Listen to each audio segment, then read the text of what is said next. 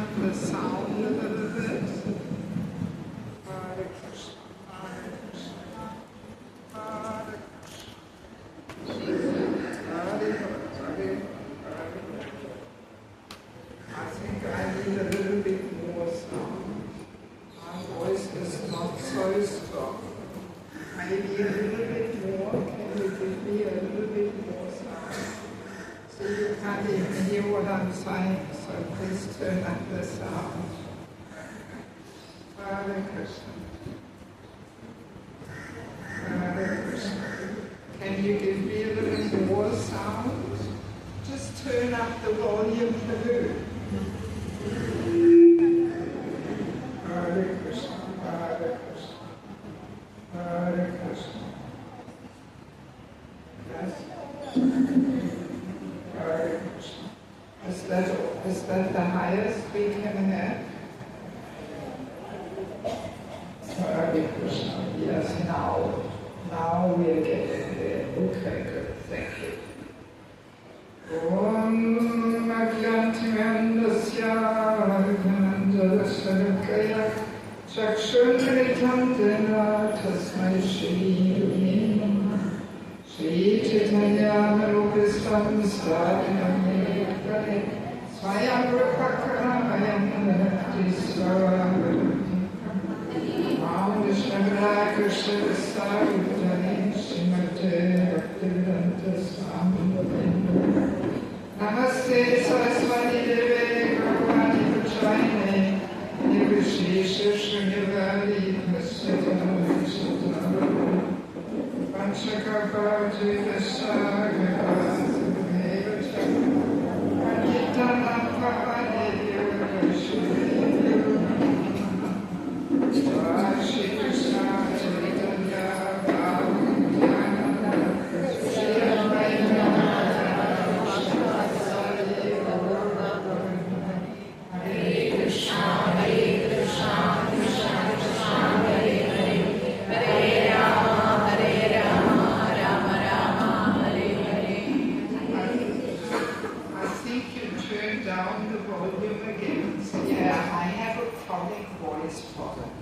I don't have a strong man's voice like you do, but I have a broken voice, so don't turn down the sound again.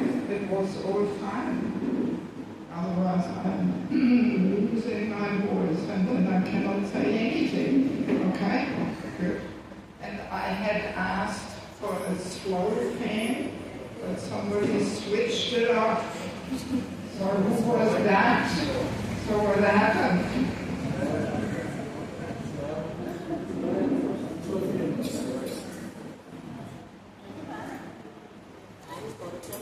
Okay, so does somebody want to introduce me, or should I introduce myself, or what do we do?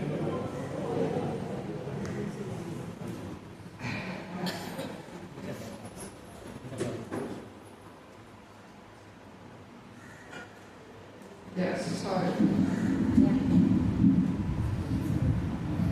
Hare Krishna. നമുക്ക് വളരെ ഭാഗ്യമുള്ളൊരു ദിവസമാണ്.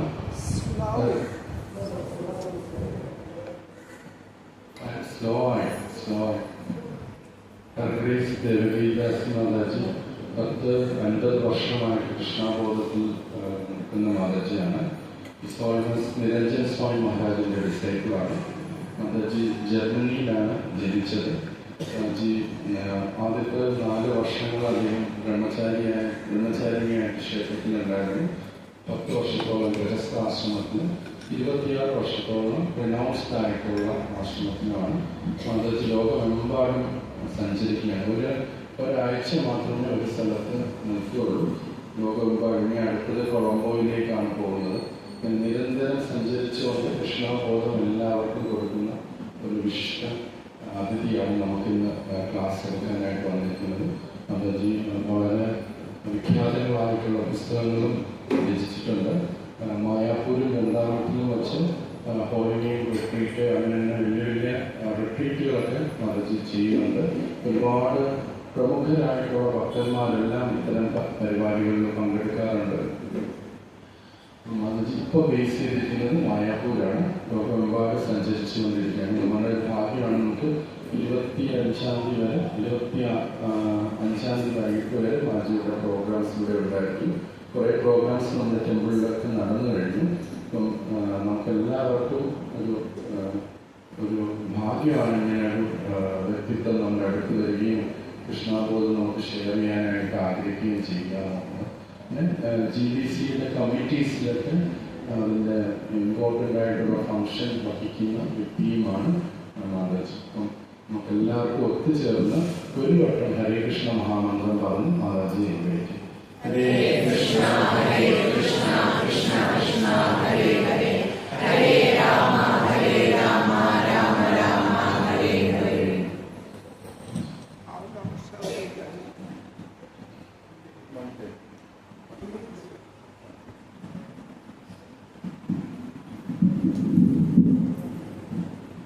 Hare Krishna. So you ladies can all understand English? Yes? Yes? No? Well, whoever does not understand, please go there and get your translation.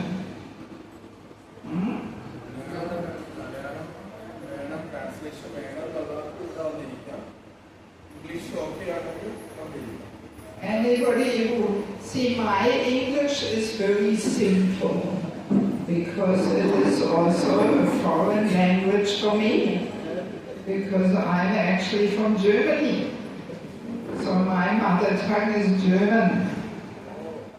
So therefore my English is very simple. I don't use exotic American words. So most people in India, if they speak some little English, they can understand my English. So you can understand what I'm saying. This lady here behind you, she understands? I don't think she does.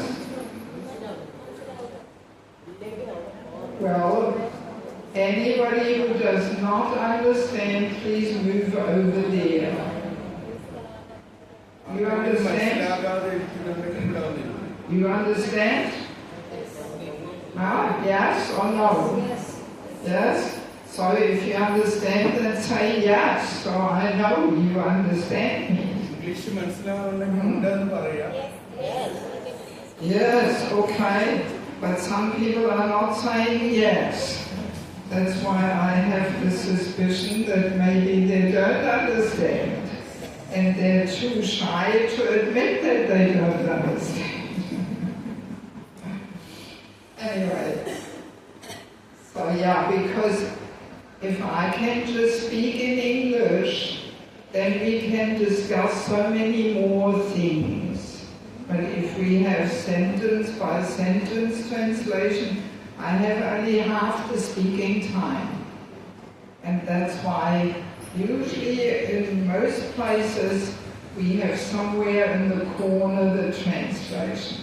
So I hope somebody is doing this. Yes? See, if you translate, then those people who have to hear you, they should sit before you, in front of you, not behind you. And these two ladies in the back, can you understand English? These two ladies, sorry, I'm talking to you two ladies.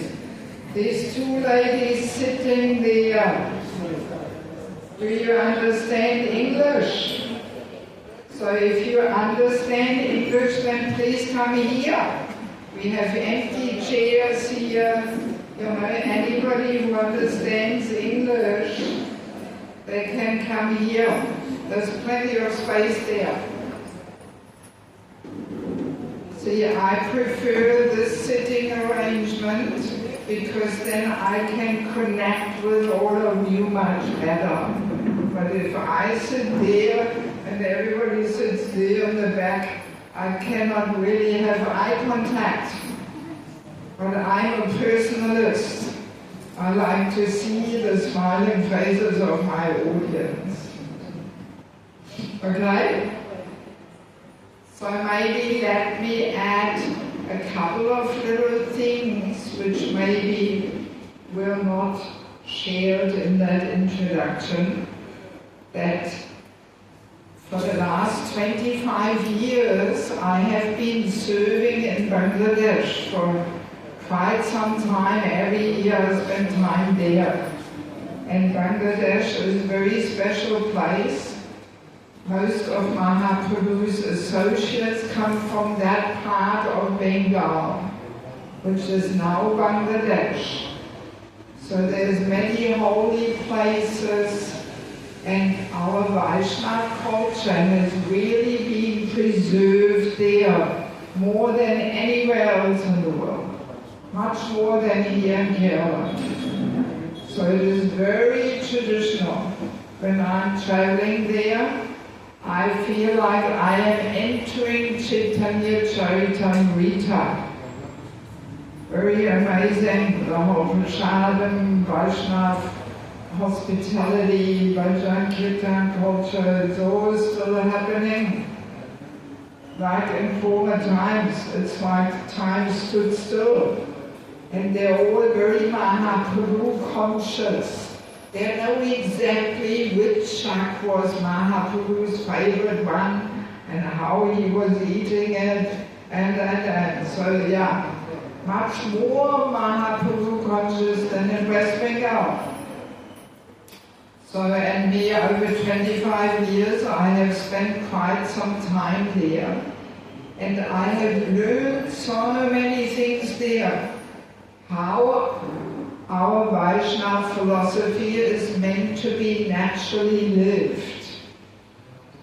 Because here in ISKCON worldwide, even in India, we are not quite there yet. You know, India has become very westernized. I have been coming to India for 35 years every year. So I have seen how India changed so much. Vrindavan was a whole different place than what it is now 35 years ago. Very different, very different. Yeah, so reading Prabhupada's books is a good beginning, but then we need some training and education how to apply in our daily life what Prabhupada is saying in his books. So we need some training and education in this. And that's what inspired me to establish a little institute for spiritual culture. So I am based in Mayapur. In 1 week I will reach Mayapur. And Mayapur is the only place where I stay longer than 1 week. Everywhere else, throughout the year, I'm every week somewhere else, all around the world. But Mayapur I spend 3 months, and I give some courses there. And also I offer a holy name retreat in ISKCON. Who of you has been to ISKCON Dham? Who has been there? You have not been to ISKCON? Only 2 ladies? My goodness! Oh, my goodness! You have to come. Nityananda Prabhu is inviting you. You have to get Nityananda's mercy, and ISKCON Dham is Nityananda's birthplace. So I conduct a holy name retreat there. We stay for 4 nights in ISKCON. Very sweet and deep experience. Yes. And all you have to do is register on my website and be in time in Mayapur. And I arrange everything, the bus from Mayapur to ISKCON. Nice accommodation, you get attached bathroom, hot water geyser, everything is there. And nice prasadam too. So please come. If you're interested, after our session you can take a photo of the poster and there's all the details there. So yes, and in January I give all different courses in Mayapur. But because not everybody can come to Mātā and take these courses, that's why I'm putting these courses now in book form.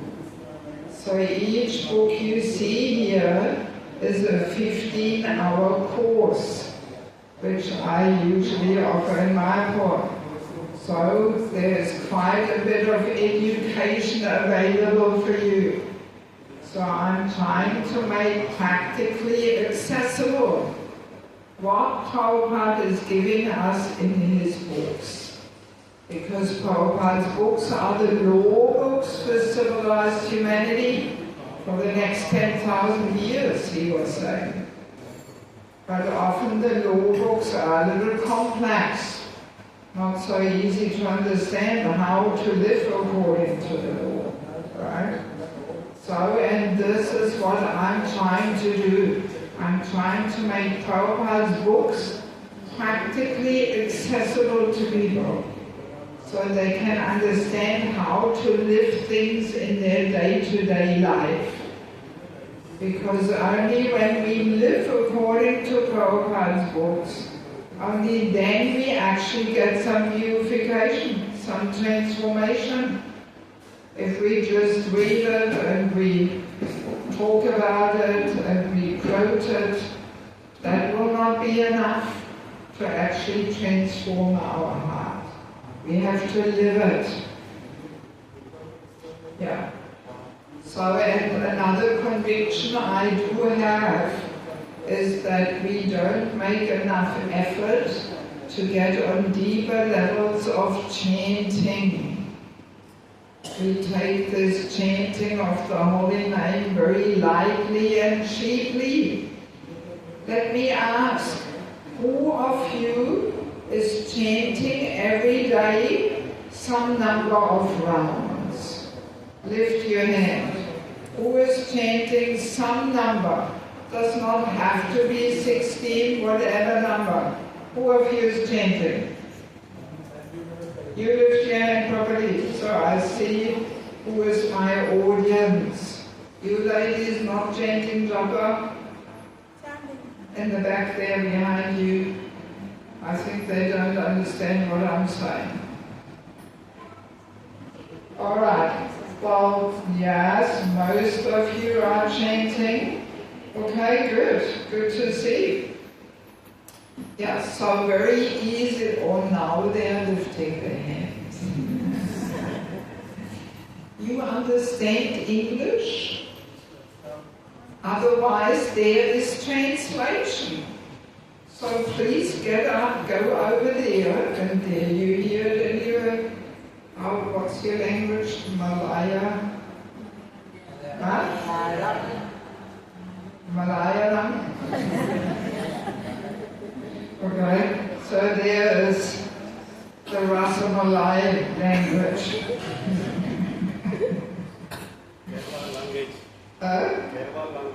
Kerala language, yes. I turned it into Rasamalai. You know what a Rasamalai is? It's sweet. So Rasamalai language. Okay. So yes, so today our topic is deepening our relationship with the Holy Name. Because very easily we take this chanting very lightly, very cheaply, right? We're just rattling something down. Just, oh, thank God, I finished my rounds. Our joy and happiness comes from, oh, I have finished. It is not coming from chanting the holy name, but from, thank God I finished.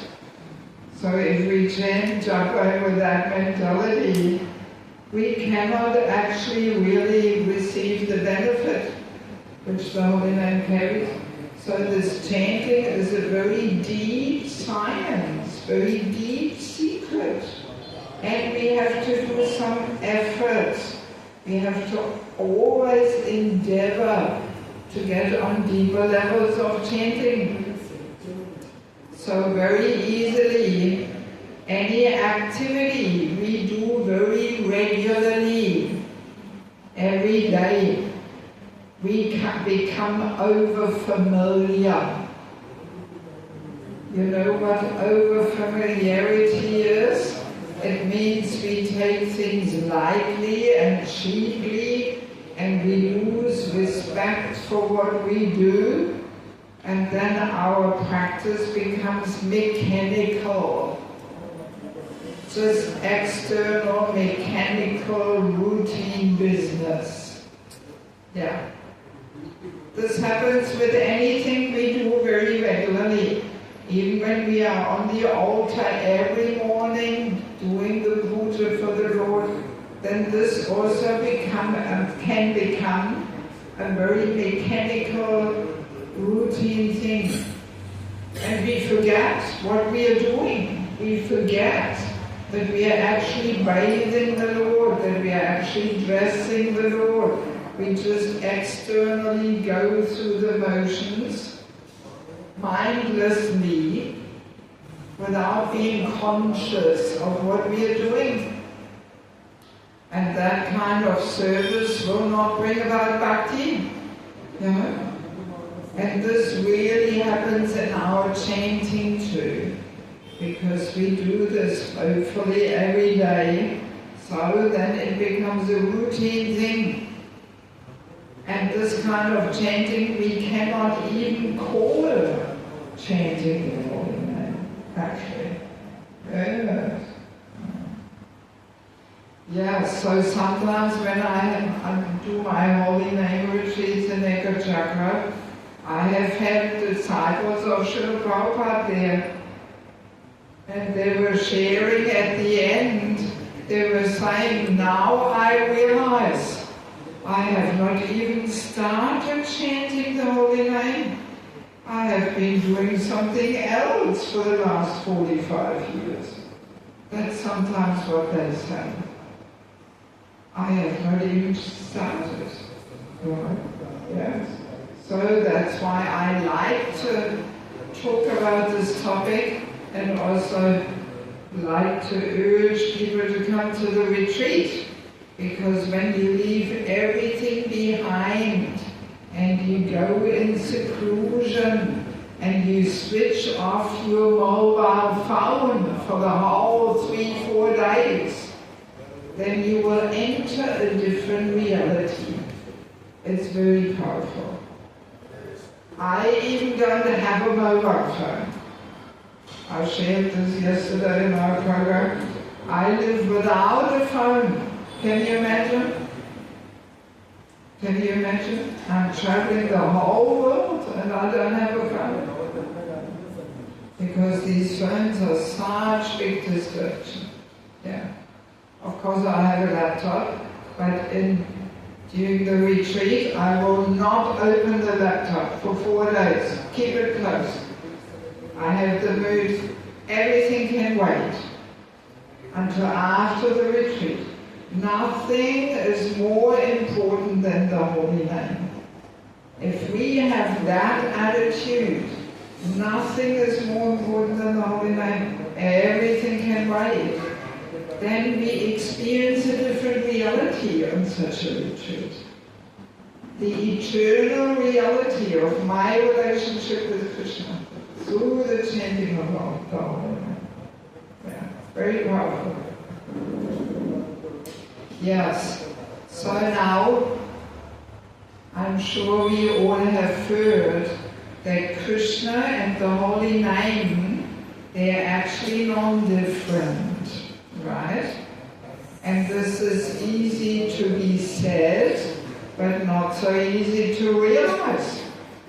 Yes, that Krishna extends himself into the material world by giving us his holy name. That's quite an amazing thing. And that gives us the opportunity, well, let me ask you, why do we chant? Why do we chant? What do you think? Some suggestions. Why do we chant? No? Come on. Cleanses the heart. What else? Huh? To make ourselves Krishna conscious, a bit more precise. To go back to Godhead. Serving seriously. Serving Seriously. seriously. Well, I'm still waiting for the actual answer. Why do we chant closer to Krishna? Now we are coming close.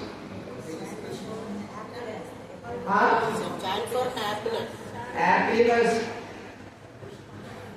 No, we are not chanting for our happiness.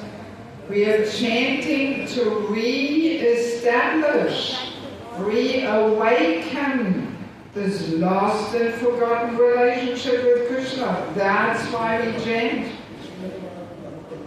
Yes, because we have an eternal relationship with the Lord, and we have turned our back to the Lord.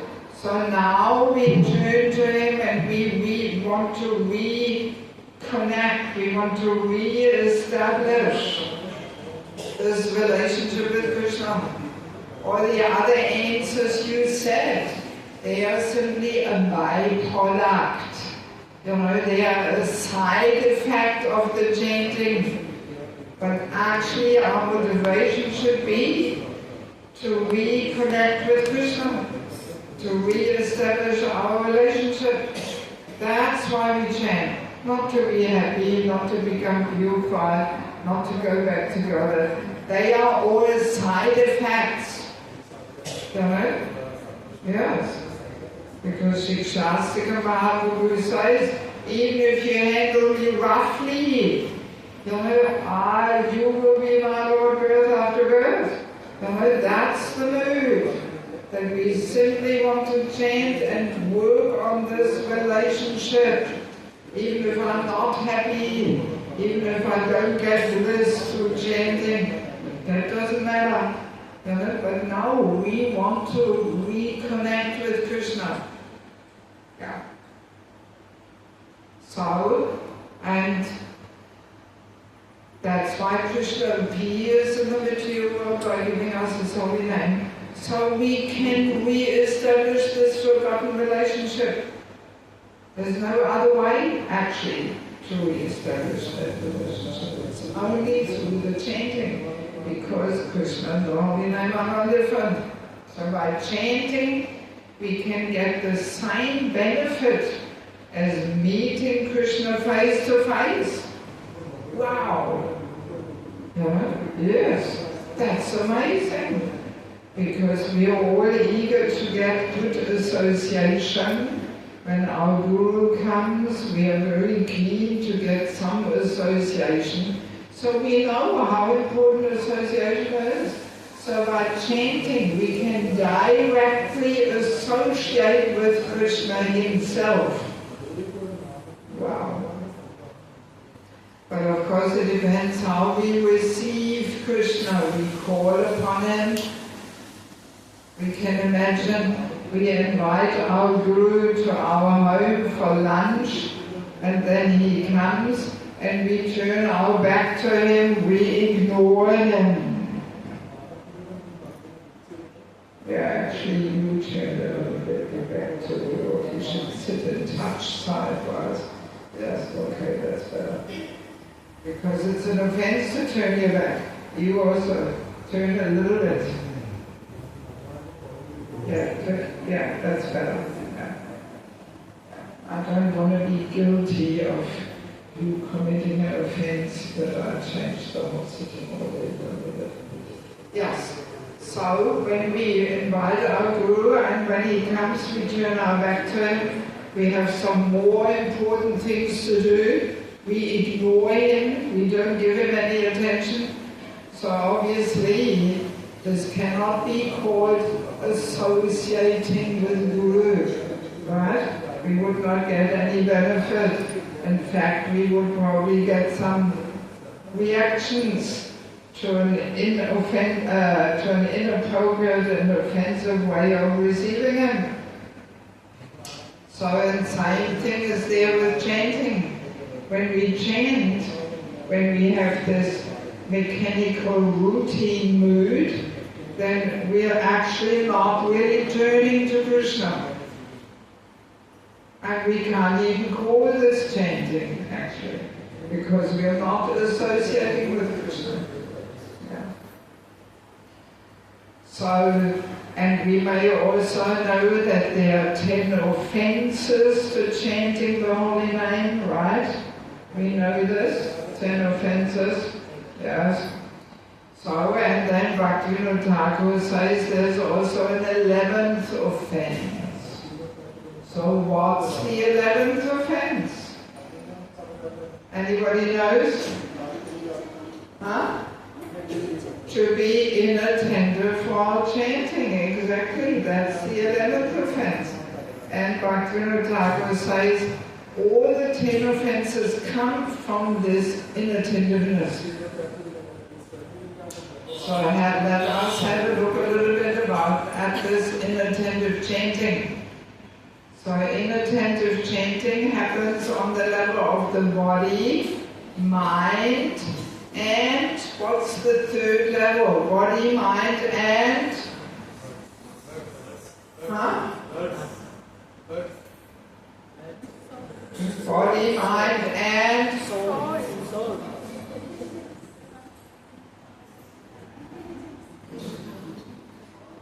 Body, mind, and? Huh? Well, we are close, but not quite. Body, mind, and? False ego is one of my favorite topics, but sorry, the answer is not quite right either. Body, mind, and? Body, mind, and? Ego, false ego. Body, mind, and? Body, mind, and heart. I said heart. Just see, we are forgetting the heart here. Soul is not the heart. Oh.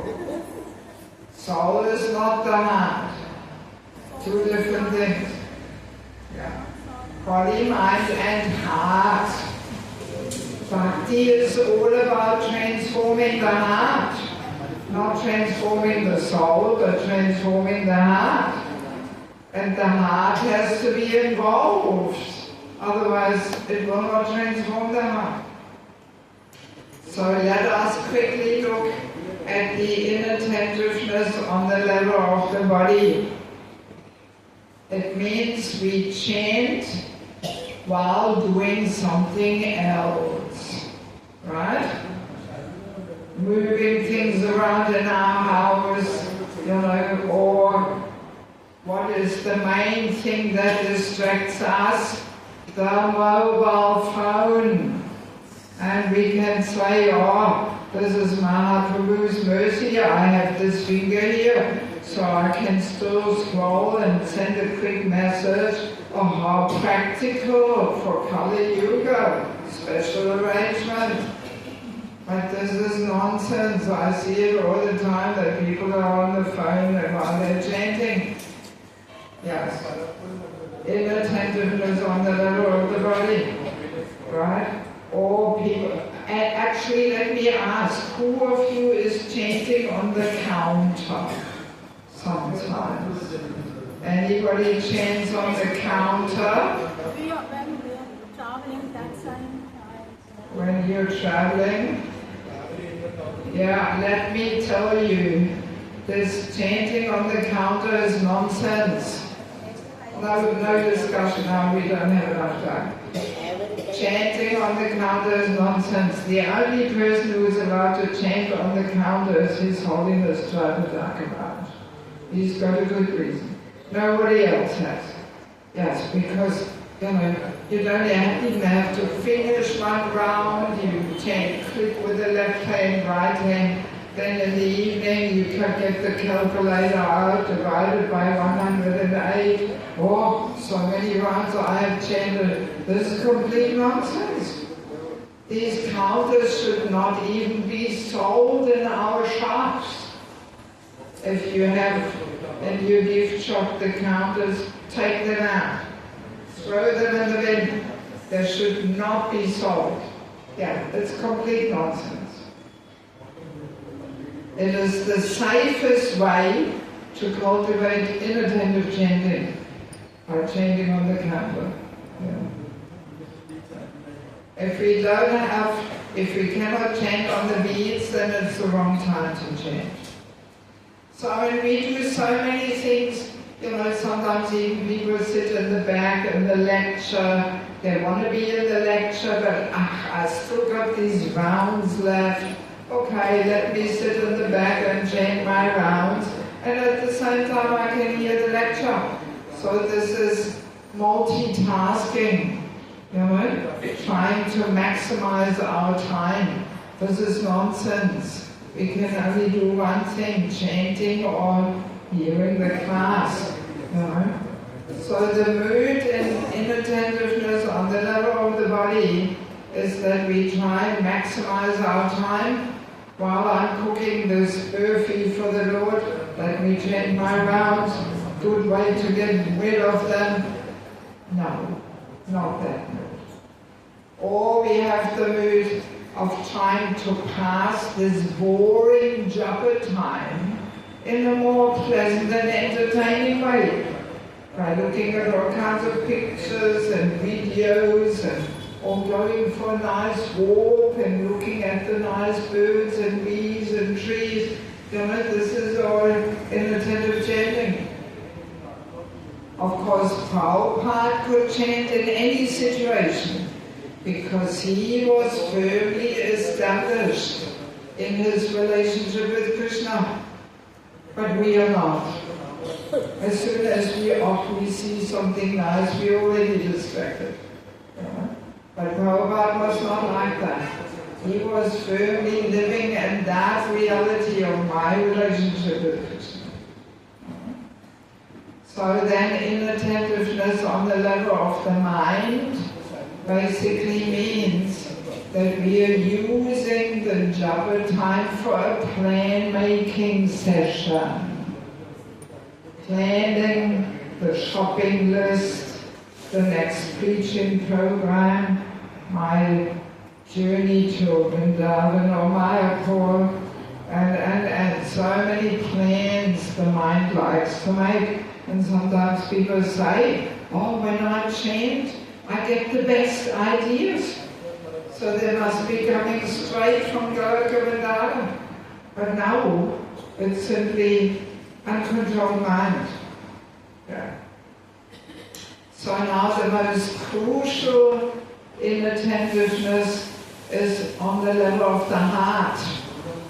That the heart is not involved when we chant. Yes. And then it will not transform the heart. See, in all our services, the heart has to be involved. Meaning, even hearing, as you're sitting here hearing, we also have the three levels of attentiveness. On the level of the body, you shouldn't do anything else there, playing around with the phone on this or that. On the level of the mind, you should not make plans, but really concentrate. And the level of the heart is that we are greedy to hear something. We hear with loyalty, with greed for Krishna. Maybe I can learn something here. I can pick up a few good tips for my spiritual journey.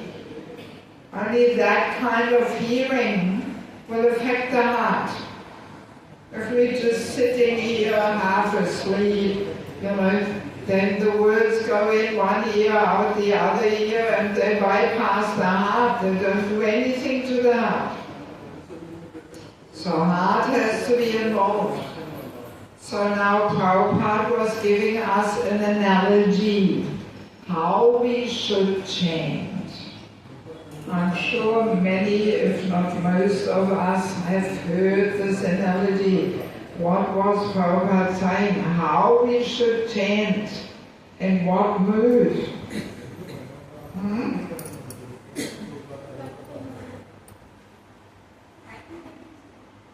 We should cry like a child, helplessly, desperately crying for his mother. Right? You have heard that? Yes. But are we chanting like this? No, we are not. Let's be honest. Right? So then why are we not chanting like this? Why are we not chanting? In desperation. For its ego. We think, oh, life is okay, I've got everything under control, no problems. Actually, in one purport, Prabhupada says, a person who is situated in great material satisfaction cannot be so sincere. So great material satisfaction means, oh, everything is nice. So how can we be helplessly calling out to Krishna if we are situated in great material satisfaction? Not possible. So I have heard that here in Kerala we have more material satisfaction. That can be dangerous for our spiritual progress. Then we don't feel so helpless and desperate. Yes. Prabhupada says that. Oh, in the Western world, so much material satisfaction. And therefore not so many devotees there. Yes. So one should actually feel a certain discomfort here. Oh, I want to get out of here. This life is horrible. The world is in turmoil. It's getting more and more crazy. My God, I want to get out of here. Yeah, so we have to cry out like a child helplessly crying for his mother.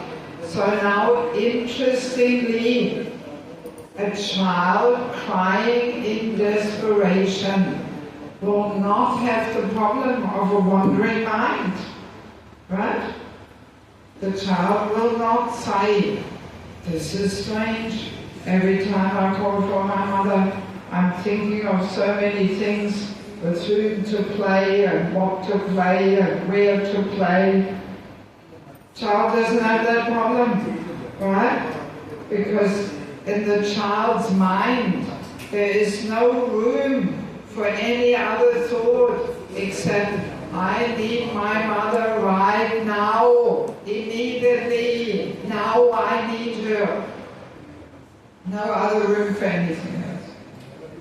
So, that already gives us the answer, what the solution is to the wandering mind, to involve the heart, to try and cultivate some mood of helplessly calling out to Krishna.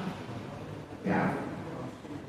Deep within our heart we should be crying for Krishna. No external crying show, no need for that, but it has to be deep in the heart. Actually, our Acharya Govinda Maharaj, he was saying, every ISKCON temple is a crying school, where we learn how to cry out for Krishna. So, you've got a pretty nice little crying school here. So now we only have to learn how to cry out to Krishna. Right? Yes. That's the essence of Krishna consciousness. Feeling that we have this helplessness, this desperation, longing for Krishna. So now one other point is, what is the first step if we want to develop any relationship in our life, even in our daily life with family, friends? What's the very first step? Who's got some idea? First step. What? I'm talking about developing relationships with your family, with your husband, your children, your neighbors. The first step there is not chanting. Huh? What? One at a time, please. What are you saying? Communication.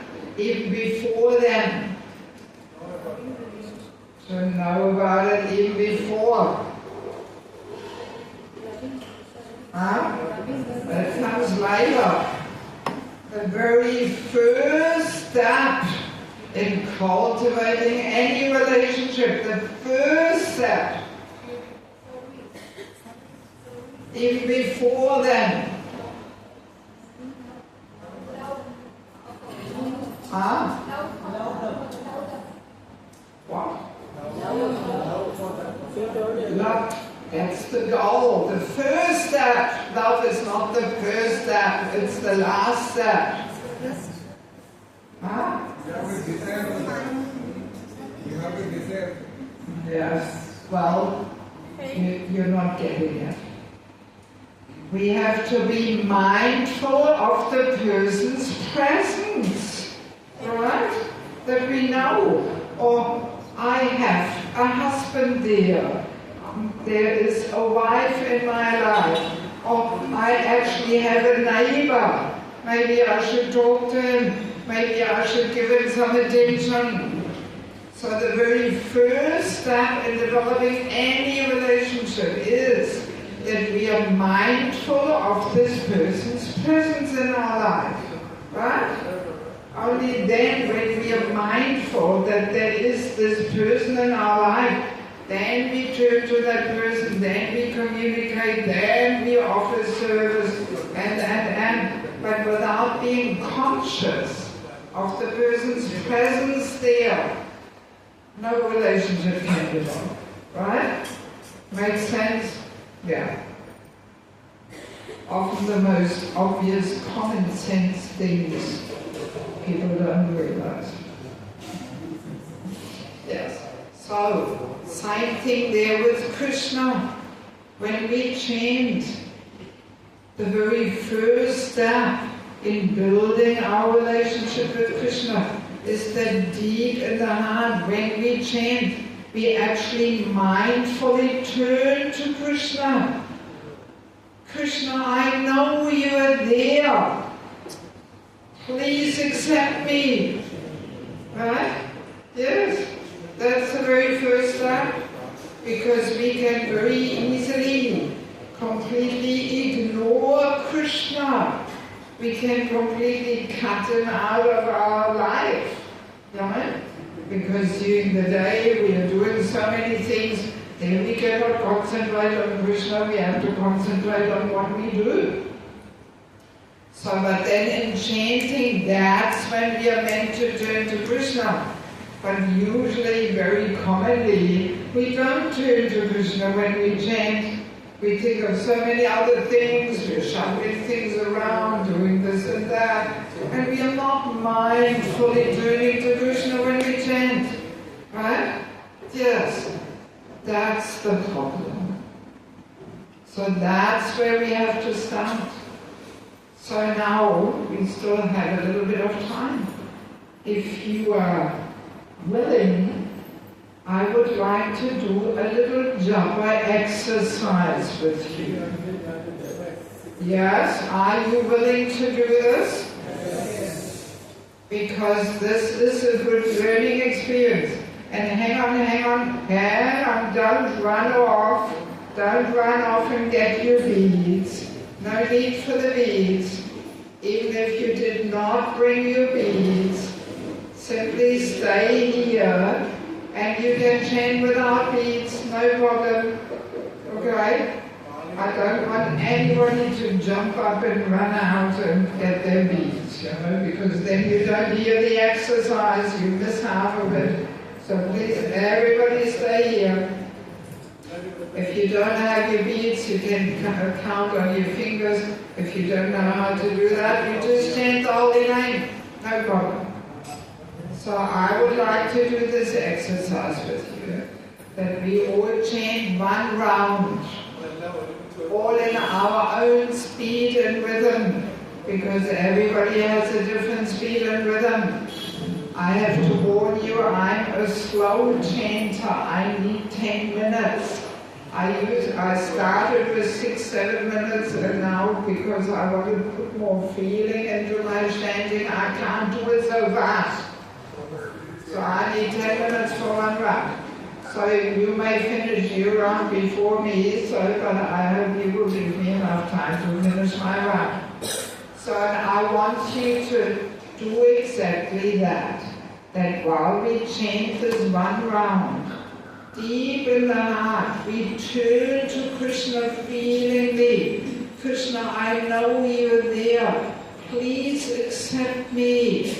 Longing for the relationship. That we would have this deep longing. I need you, Krishna. I want you, Krishna, please. Because who do we think we are? That Krishna so easily accepts us. You know, it's not such a cheap thing. Yes. And Rupa Goswami tells us we need loyalty, we need greed. So this greed we are expressing when we chant, that we have this longing for Krishna, longing for the relationship, right? So, and in order to concentrate better on the sound and our feeling in the heart, we can close our eyes when we chant. Because the sense perception of the eyes is what distracts us the most. Oh, look at this, look at that, you know, we are always distracted through the eyes. So when we close our eyes, we can concentrate more on the sound and on our longing in the heart. Okay? Exercise clear? Yes. Okay, let us do that. One round, everybody at their own pace, longing for the relationship, filling our chanting with longing for Krishna. Okay.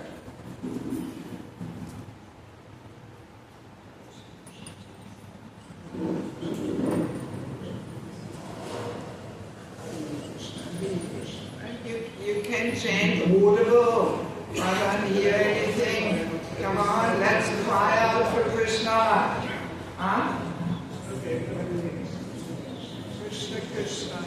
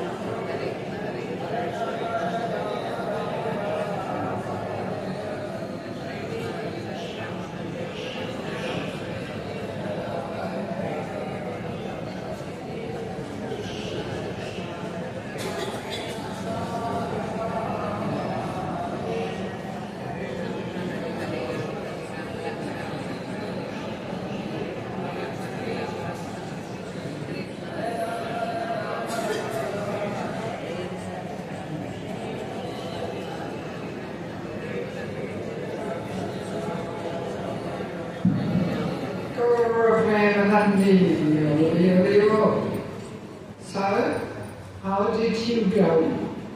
Did you think it was easy to turn to Krishna? Was it easy?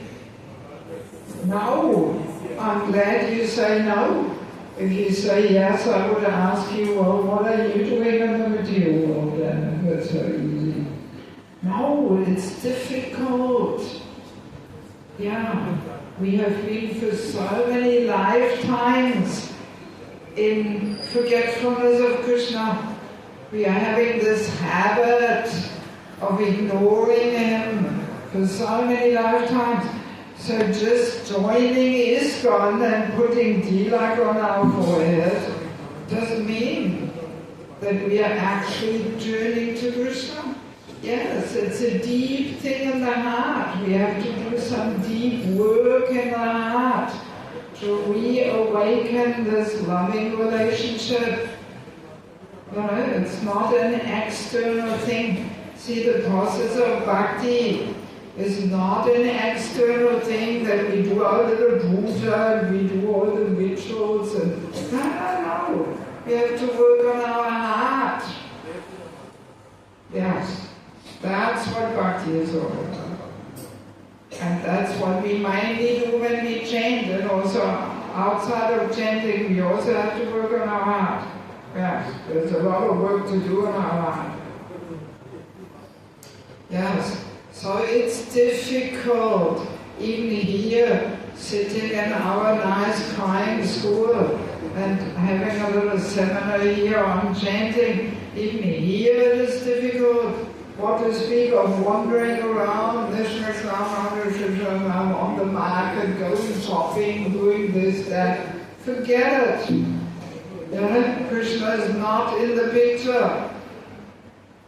So now in Harinam Chintamani, Bhaktivinoda Thakur says that when we chant the holy name without turning to the Lord and calling out to Him, this cannot even be called chanting the holy name. It's like the reflection, the shadow of the holy name. It's not the real thing. Yes. Not the real thing.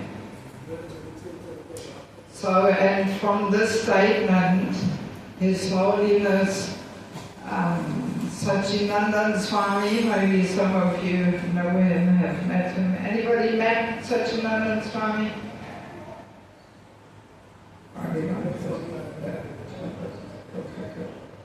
So he came up with this analogy of saying that when we chant, not turning to Krishna feelingly, calling out to Him, appealing to Him mindfully, this is like taking an empty medicine capsule. Not tablet, but capsule. So capsule you can open up and usually there's some medicine inside. But then there can also be empty capsules. So, from outside, it looks like the real thing, but there's no medicine inside, therefore no effect. No effect. On the absolute platform of re-establishing our relationship with Krishna, empty capsule is not doing anything. Alright, we may get some little material opulence, we may be relieved from reactions to sinful activities, on Nama Aparat chanting, we get these kind of results. But those who are interested in bhakti, they're not interested in that. They want love for Krishna. So on that level, empty capsule, no effect. And it's very obvious and simple and logical, that if we don't even turn to Krishna feelingly and address Him, how can bhakti develop? No. Nothing will happen in this relationship with Krishna. Very clear, huh? Logical. But if we try, even if we are not fully successful, but if we just endeavor every day when we chant, that we actually turn to Krishna feelingly and call out to Him, then obviously something will happen in that relationship with Krishna, right? Yes. It will become more reality to us, obviously. But if we ignore Krishna, we don't even do it to Him, we're thinking of so many other things.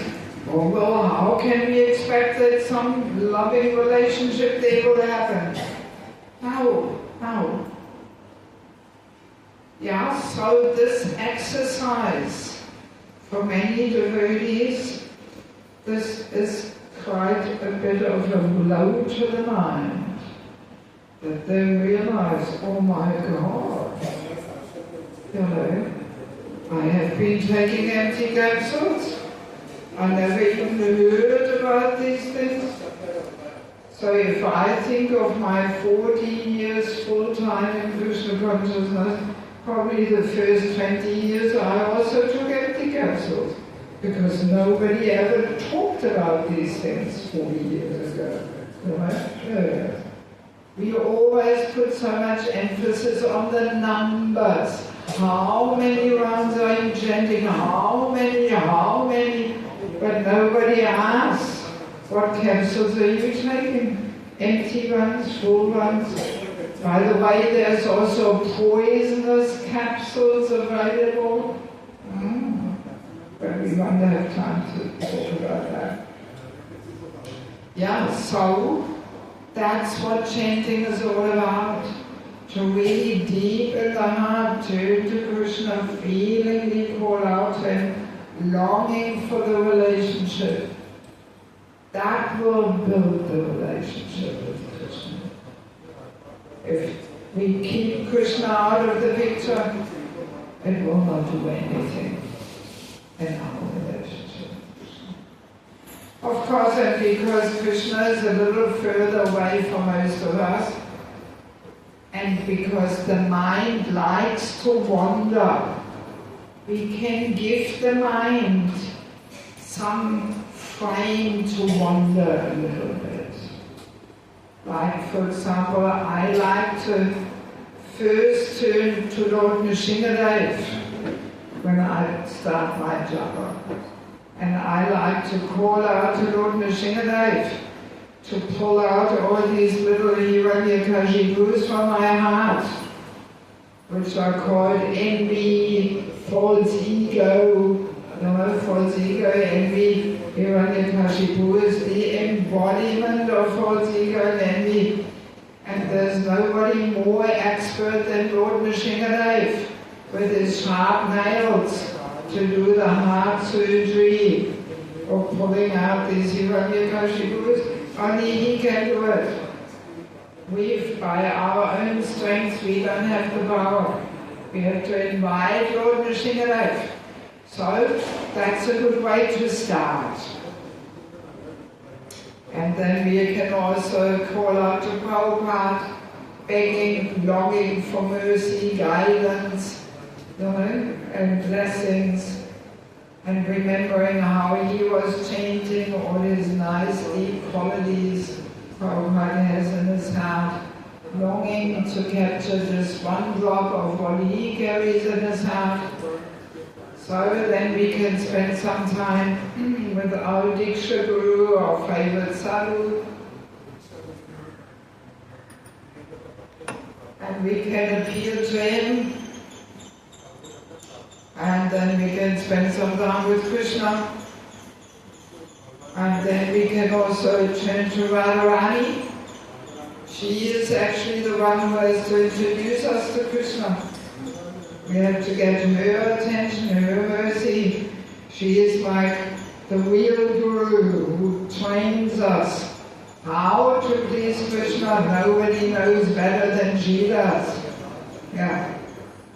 So we can allow the mind to wander a little bit, and we may realize that to turn to Prabhupada, to Guru, is a little easier than turning to Krishna. so we can have some, potpourri there, some mixture of all these personalities who we turn to and appeal and beg for mercy and cry out to them. Yeah. All right, I think this is all I can mention in this short session. So maybe, do we have one question, maybe? Devakī, yes.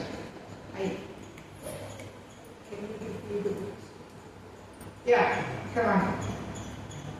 All of them.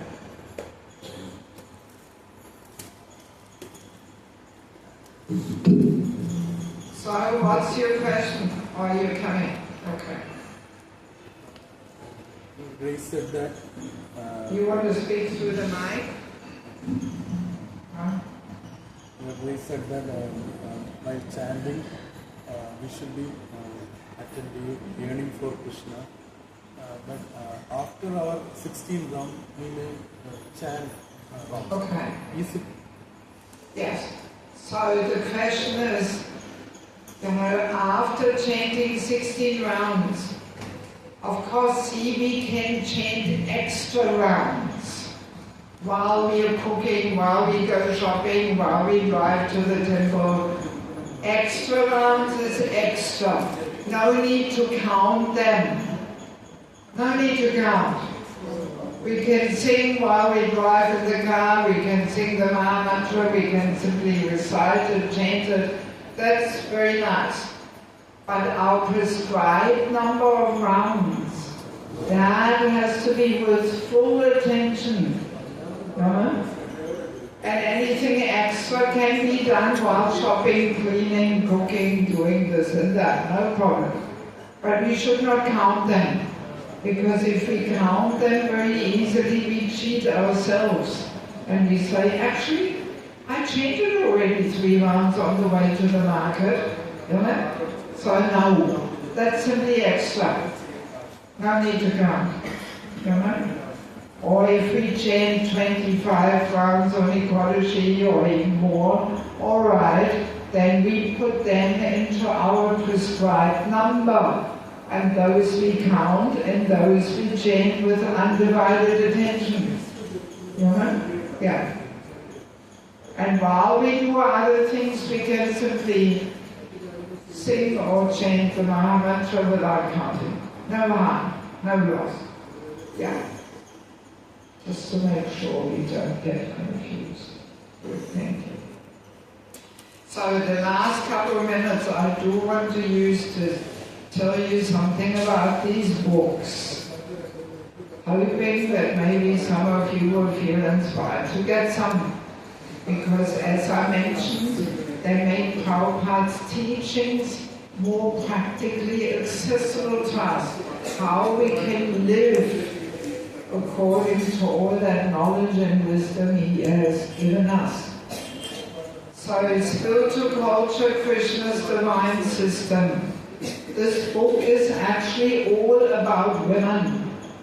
We women are very powerful. We have a powerful Shakti. A woman can bring the very best out of a man, spiritually or materially, or she can ruin his life. That's the power of a woman. So, any woman who wants to have harmonious relationships with men in her life, not only in family, but even at work or in the community, please, ladies, check out this book. You will find a lot of good things there which you maybe did not know before. And every man who wants to get the empowerment and support of a woman should also check out this book. Actually, even though the whole book is about women, many temples here in India, like Chowpatty, Bhumi, and Hyderabad, they all use this book as a handbook for brahmachari training. Just so the men understand, when you actually read this book, you understand that this man-woman equality puts the whole human society upside down. Yeah. Prabhupada said it all, and we have to understand these things. Because in the Bhagavatam there's many heavy statements about women, and we have to know how to present them, how to explain them. And I'm sharing a lot of stories from Bangladesh because that's where I learned all these things. So it is quite interesting and insightful to read. Then we have sheltering relationships. This is all about the importance of having a counselor. That just having Diksha, Shiksha, Guru not enough. We need a counselor, a well-wishing, more experienced friend where we can really open our heart, who tells us how to move forward, who we want to be corrected by. We all need a person who corrects us, even though the false ego may not like it. But yeah, otherwise how can we learn, how can we move forward? Very important topic. We have lost a lot of devotees in ISKCON because we did not understand the importance of counsel. Then we have the false ego, our constant companion and troublemaker. Oh, big topic. False ego is so subtle. We can easily miss it. Very easily we can feed and boost the false ego and massage each other's false egos instead of subduing and dissolving it. It's all happening. And when we get offended, for example, how often does that happen? It's the false ego crying for justice. When we can't forgive, it's the false ego. Oh, so many practical examples how to detect the false ego, how to subdue it. There's 5 steps how gradually to get rid of the false ego. Many useful things. And there's a whole chapter on chanting the holy name. So what we talked about here, empty capsule, is all in the book. And so much more than the empty capsule. The poisonous capsule is also in the book. Yeah. Because as we know, Chinada Visaluchina. So we should chant the holy name in a humble state of mind. Which means false ego has to be subdued. So powerful combination, false ego and holy name. Then we have entering the Grihastha Ashram. This is a handbook for matchmaking. How to see that a boy and a girl are compatible for marriage. We need a little bit of help in this in India. Now people in India have lost the art of matchmaking. All that people look at is caste and money. And maybe good looks, and that's it. And all the character qualities, devotional levels of compatibility, people don't even consider. Yes. See, I'm traveling all around the world, and in countries like Australia, New Zealand, US, most of the congregation is from Indian background. And you would not believe how many unhappy, mismatched couples from Indian families I meet. Yeah, so many, because of the bad matchmaking. And the worst is that people don't give the tools some time to talk about things. So in this book you will find a list of over 200 topics which a boy and a girl should discuss in the presence of the parents or matchmaker, counselor or somebody. Often now I meet people that got divorced after 3 or 6 months. How is that? Because then they had time to talk about things and they realized this will not work. Right? And then they get divorced. I mean, that's ridiculous. And if we don't fine-tune our matchmaking, then now people say, I want the love marriage, right? And I like to call that lust marriage. Doesn't sound so romantic anymore, but that's what it is. It's lust, not love. And that's not a solution. That experience we have in the West. Lust marriages even lead to a higher divorce rate. No, we don't want to invite that into the lust marriage. We have to fine-tune our matchmaking, become a little bit more expert. So, this is a book for all those who are not married yet, and for parents. Yes, parents, counselors, bhakti vriksha leaders, matchmakers, they should get this knowledge. Yes. And then we have family life as an ashram, secrets of success. That's also good preparation for married life. But even if people are married already, great. This teaches you how to create the culture of bhakti in your home. Because many devotees' home, you cannot call it a suitable place for bhakti. No. We have to transform our habits, lifestyle, so many things to make it actually a place for cultivation of bhakti. And this book will teach you how to do it. Very practical, all based on Prabhupada. Prabhupada says it all, but we don't get it. That's the problem. And there's a whole chapter on physical intimacy in marriage. How to live this principle of no illicit sex life. People are at a loss. Nobody talks about it, especially here in India. Many people have problems in their marriage because of that topic. So I did a bit of research and I came across interesting instructions from Prabhupada, which you don't find in the Bhagavatam. He gave them one-to-one. Yeah, and they add a whole different picture to the topic.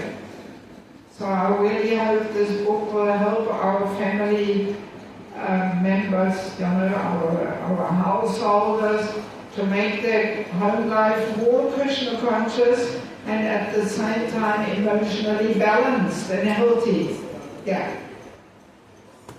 And the latest book is the Vanaprastha Ashram, Meeting Death with Joy.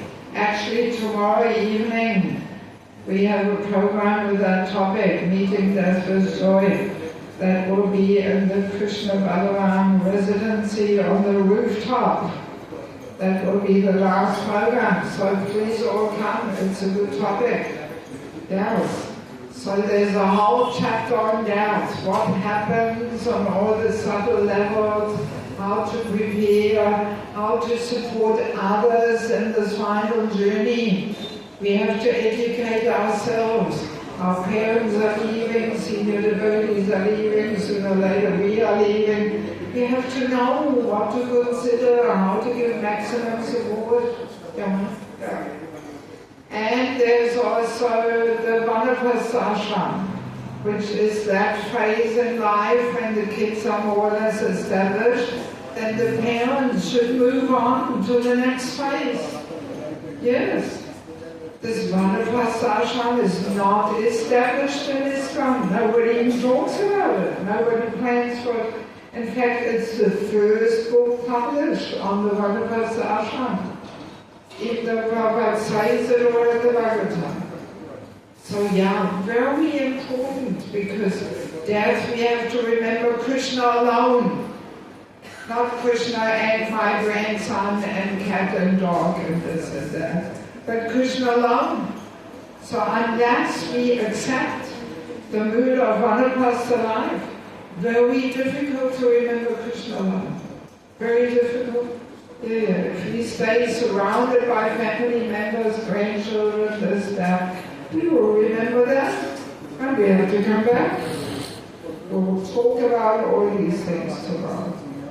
So if anybody would like to get some books, the last 4 books are 350 rupees each. The first 2 are 300.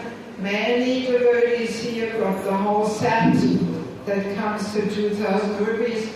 You can pay cash or with QR code. So now the situation is that I don't have any books here now in stock. I have made a whole list of orders. At this point I have to send about 140 books. Quite a few books. Yeah. So if you want to get some books, you have to put your name and phone number on the list. You have to tick which books you want. I hope you trust me, so you pay up front, because in a couple of days I'm gone to Sri Lanka, so it will be hard for me to get the money from you.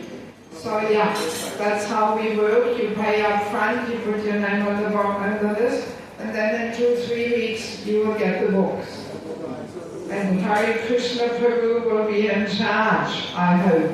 I haven't asked him yet, because it's quite a bit of a task to make sure really everybody who ordered the books will get them. Otherwise it will reflect badly on me. Then people say, oh, this Mataji, she's taking our money and we never get our books. You know, so yeah, some responsible person has to make sure everybody gets the books they ordered. Yeah, so if you want some books, please come up right now, because if you first take prasadam, I may not have the time to wait, because I have another program. Yeah, I cannot stay for too long.